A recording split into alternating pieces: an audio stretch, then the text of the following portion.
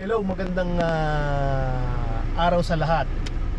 Meron lang akong konting isi-share sa inyo na nangyari sa akin when nagpunta kami sa isang Asian countries for tourists, the usual. Second time namin sa bansa na to, Asian country actually. Kasama ko yung misis ko at saka yung pisa ni misis at saka yung misis niya. Pagdating namin sa bansa na to, sa immigration, syempre titignan yung passport mo. Eto na, dito na nagsimula yung ordeal ko. Paglagay ng aking passport, lumabas, hit ako, may hit. Ibig sabihin nun, may warrant of arrest ako at wanted ako sa bansa na to.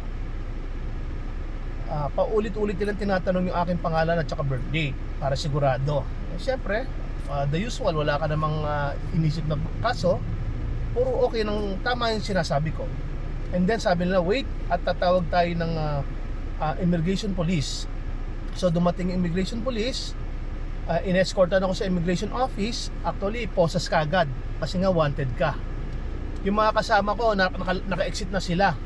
So hindi nila alam kung bakit at matagal akong lumabas, di ba? Tama. So dinala na ako sa waiting ng immigration police kasi immigration office kasi may darating na police para dalhin ako sa police station. Doon pa lang nakaposes ako, the usual, nakasabit yung aking sa railings nila na nakaangat. Waiting ako doon for 45 minutes bago dumating yung dalawang police ng parang yung mag-iimbestiga sa akin, initial investigation. Pagdating doon, binasahan ako ng Miranda rights pero hindi nila sinasabi kasi hindi sila marunong mag-English. Pinabasa sa akin pero pinapipirmahan. Hindi ko pinirmahan kasi hindi ko alam kung parang inaamin ko kung pero that is Miranda rights lang. So sabi ko, pipirmahan ko yan sa police station na malaman ko muna kung ano yung kaso ko. So dinala ako sa police station, sumunod ang misis ko tsaka yung pisa niya, nagtaxi na lang sila. From there, ay nagsimula na. Ang maganda lang sa kanila doon, binigyan na kagad ako ng interpreter kasi nga hindi sila marunong mag-English. So interpreter, ako, tsaka yung mga pulis na mag-iimbestiga. So initial investigation, sinabi kung ano yung aking kaso. Tapos may mga simple mga simpleng tanong na nandun sa kaso ko. Inayos nila lahat yon. Kasi yun ang dadali nila sa fiscal office o sa DOJ para doon sa initial hearing ko. And then doon pinirmahan ko na yon. Kasi detail naman yun eh. Kung ano yung sinasabi ko, ina-interpret ng interpreter ko. So yun na. So malinaw naman yung pagkakatanong at saka yung pagkakasagot ko. So totoo yung sinabi ko, so pinirmahan ko siya. And then from there, diretso naman ako sa DOJ. Ang DOJ nila from immigration police, 45 minutes. So sakay ako sa police car. Yung mga kasama ko sumunod na naman sa DOJ. Biro mo 45 minutes sa highway, isipin mo kung gaano kalayo yon from the airport police. Ang maganda lang sa kanila, masasabi ko sa country na to, may sistema naman. May sistema sila kaya medyo kampante ka ng konti. Unlike sa ibang bansa siguro, aminin natin baka hindi ganun kaganda ang sistema. Doon nga, paghuli sa'yo sa immigration o nang naghihintay ka na, binigyan ka na kagad nila ng food. Biro mo, alam nila kasi mahaba yung proseso eh. So okay sila, di ba? Masasabi natin okay sila.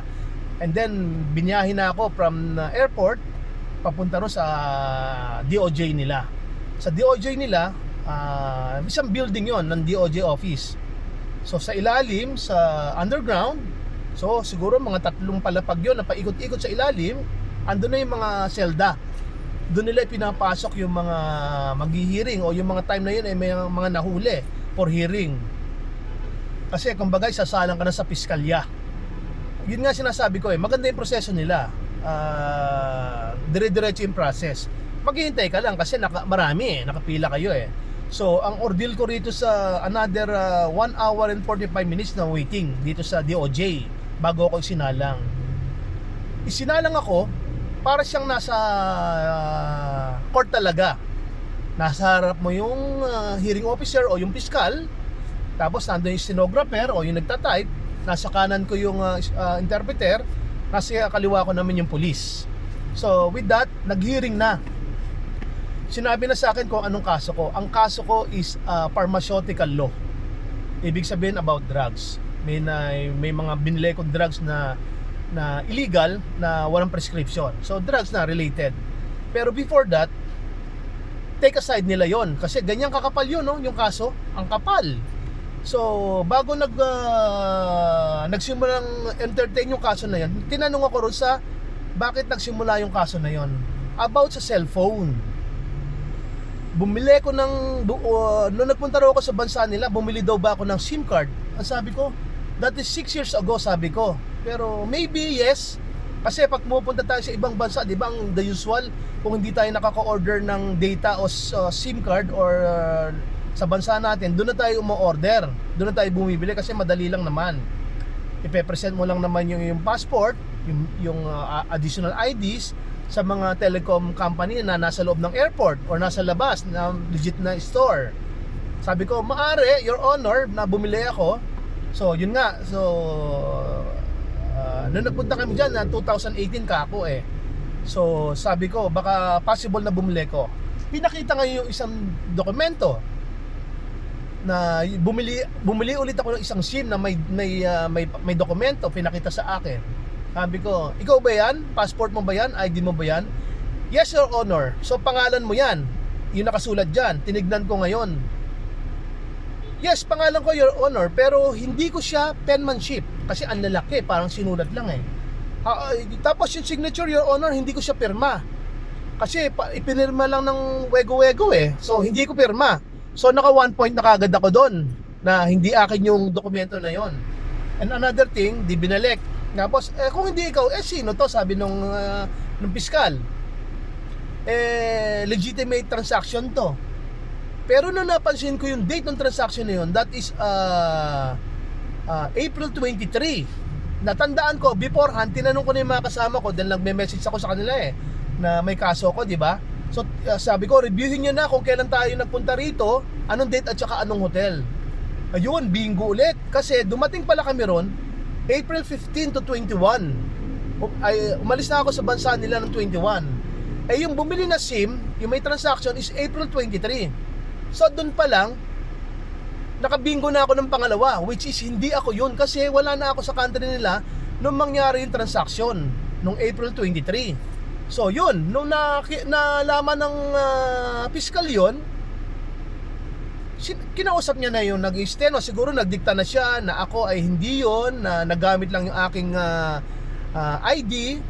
So that means identity theft. Nagamit yung aking ID nung time na yun eh, nung pagkuha. So yun na, nakahinga ako ng malalim kasi kumbaga dismiss yung aking kaso doon pa lang.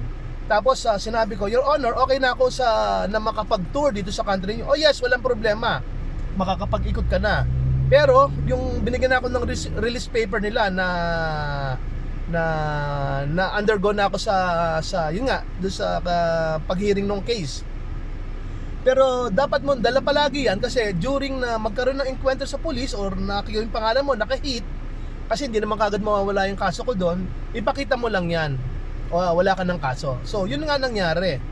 So ang moral story, possible pala na magamit yung identity mo sa ibang bansa. So real pala yun, totoo pala yun na nangyari sa akin. Lahat nga ng Santa tinawag ko na eh kasi hindi ko alam ano mangyayari sa akin doon eh, ibang bansa yun eh. How about kung yung fiscals medyo malupit, tinuluyan ako. Nako, grabe, sigurado kulong ako doon, di ba? So matagal na process yun kasi nakakulong ka. Pasalamat na lang ako, malinaw yung pag-iisip ng piskal na pinawalan sala niya ako. Ang moral lesson doon is kung magagamit yung identity mo dahil sa pagbili mo ng SIM, wag ka nang bumili sa mga bansa na yon. Ang sinasabi ko ngayon para sa Globe, sa Smart at sa ibang telco, mag-roaming na lang kayo or dito kayo bumili ng ng data na marami, di ba? May Klook, may kung ano-ano eh. Actually, ginamit na namin yung Klook eh para sa ibang bansa na pinuntahan namin. So, yun mga kasama. Buuin nyo lang ang loob nyo dahil itong pangyayaring to, hindi biro to. Ang ordeal ko nagsimula ng alas 5 ng hapon hanggang alas 12 ng madaling araw. midnight ha. Ganon yung ordeal ko. Ganon din yung ordeal ng mga kasama ko kasi sila at our own pocket kasi nagtataksi na lang sila para sundan ako kasi hindi nila ako iniwan. So yun mga kasama, share ko lang yan na kung sakali mangyari sa inyo is buuan nyo lang ang loob nyo dahil doon tayo sa totoo. I-share nyo sa mga kamag-anak nyo, kapatid nyo, anak nyo, lahat na kamag-anak nyo na yun nangyari sa akin para kung sakali man, knock on wood, mangyari sa kanila, alam na nila yung gagawin nila. At saka iwasan na natin bumili o magbigay ng mga identity natin sa ibang bansa. Okay? Yun lang mga kasama. Share nyo lang yung video na to. Marami kayong matututunan dito. Thank you!